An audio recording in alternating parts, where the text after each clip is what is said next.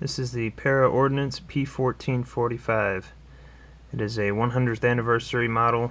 This one is basically their limited or signature series pistol, just with the special engraving on it for the 100th anniversary of the 1911.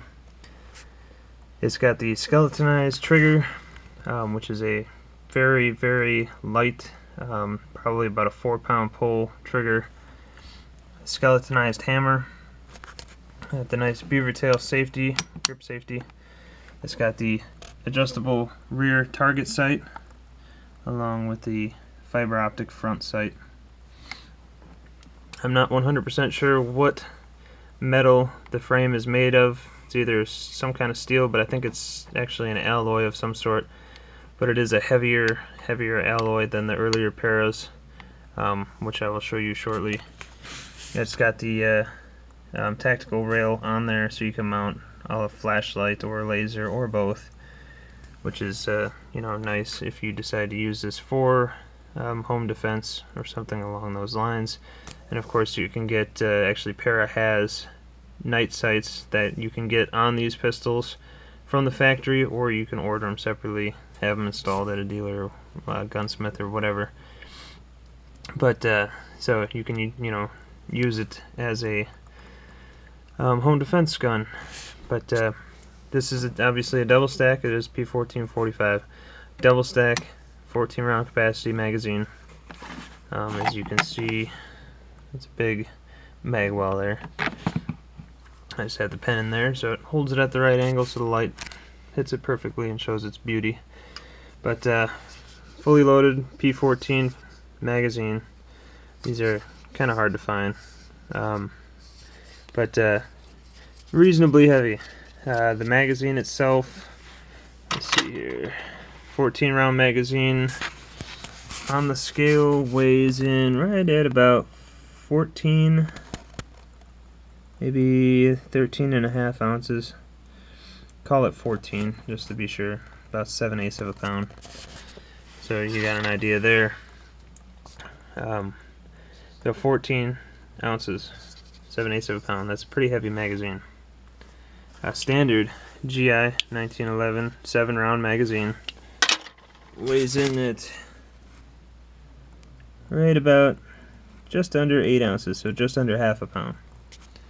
So not a huge difference, really. I mean, I suppose almost a half a pound difference, but not bad. So we're gonna weigh this pistol here. This is the, like I said, limited edition, limited signature series, whatever they call it. It's called the 100th anniversary. It doesn't actually say signature or limited on it. It does say Para P14 or just Para 14-45.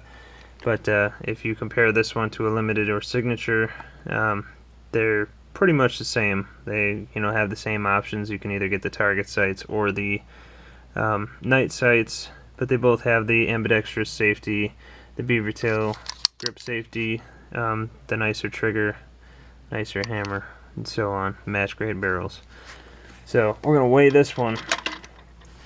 This is a heavy beast, weighing in at almost 2.5 pounds, just shy. So that's unloaded, no magazine, no round in the chamber. That is unloaded, weighs almost 2.5 pounds. So we're gonna throw this magazine on top here, just so you got an idea. About just over 3.25 pounds. Heavy pistol. So as far as a carry piece, not the best option, for sure. This is pretty much just a target pistol, home defense pistol, stuff like that. Not something you want to be carrying around every day. Combat pistol, no. Unless you want to carry that extra weight, which, you have the capacity, so technically in a combat role, that's a big plus. Accuracy is big time. This pistol is accurate. It has a full-length guide rod, which I think helps, makes it smoother. The match grade barrel, of course, the sights, all that stuff. Light trigger helps in accuracy. Combat pistol, I don't see why not, but it is heavy. That's the problem. And if you're concerned about weight in the combat role, not the best choice.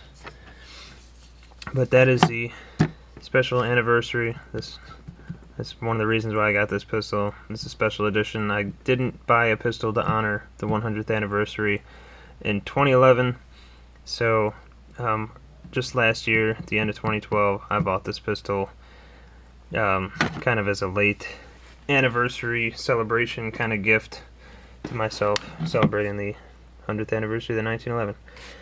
So I will get some videos up shooting this pistol. Hopefully, I already shot it once, got videos, but they were out of focus, so I had to pretty much just toss them.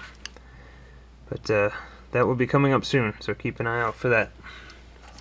But once again, compare the standard GI 1911. This is stainless steel, but it's a mil-spec Springfield. There's an empty magazine in here. We'll take that out just for a comparison.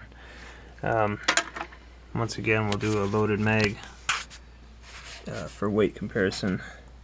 Looking at 2¼ pounds. That's just your basic mil-spec 1911.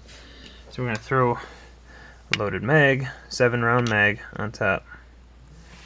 And where are we at on weight now? Just under 2¾ pounds.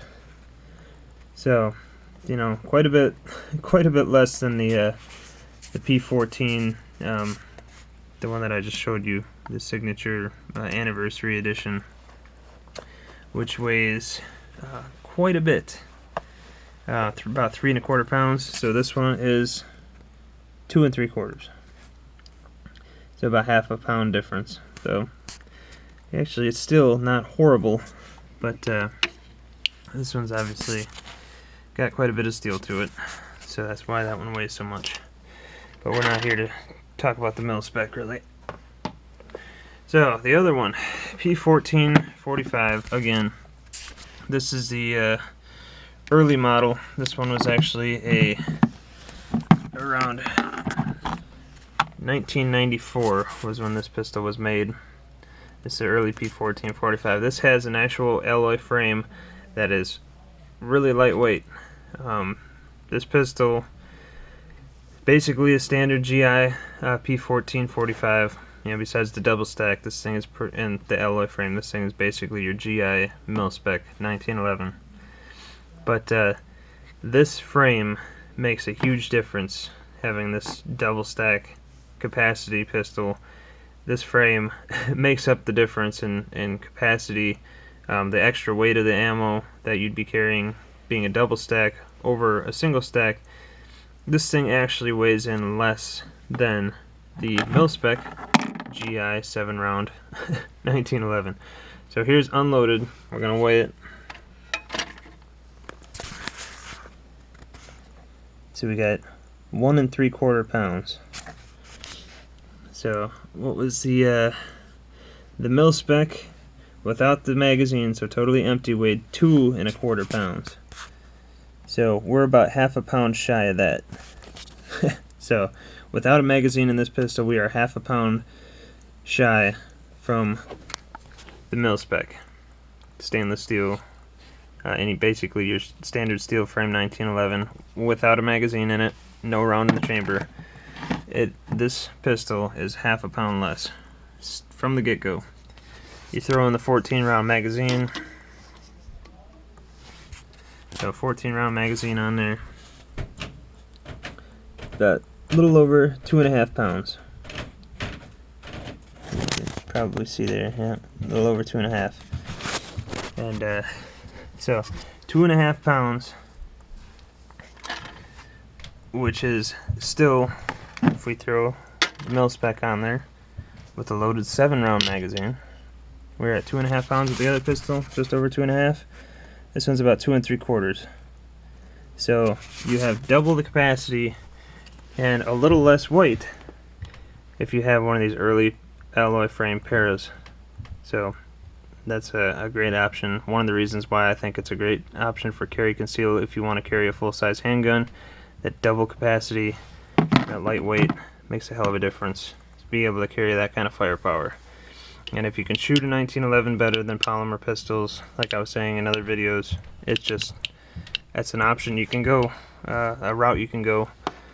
And I'm one of those people that just shoots 1911s better, and if I could carry it, if I had that option, if I had that ability to carry it, I'm gonna try to do it. Winter allows me to do that pretty easily. It's a big pistol, but still, that weight difference, having that firepower capability, the capacity, 14 rounds, it's just awesome. So once again, that's going to kind of wrap it up here. I'll do some more video of all these pistols, actually shooting them in better focus than that last video that I did with this one here. But P14-45s, awesome pistols. I would suggest anybody out there who is thinking about getting one, might possibly get one, to check it out, try it, and get it. And obviously with the pending assault weapons ban and high capacity magazine ban, these pistols will become extinct. But there's really, it's just stupid that they're going to do that stuff, or that they're going to try to. But you want the capacity, get one of these. Accurate pistols, fun to shoot. You know, if you're concerned about weight, get one of these. If you're not, try to go this route. This pistol is awesome. This one will shoot so different than the older Para, but they're both nice pistols. I would shoot either one of them. They're both great. So that's that.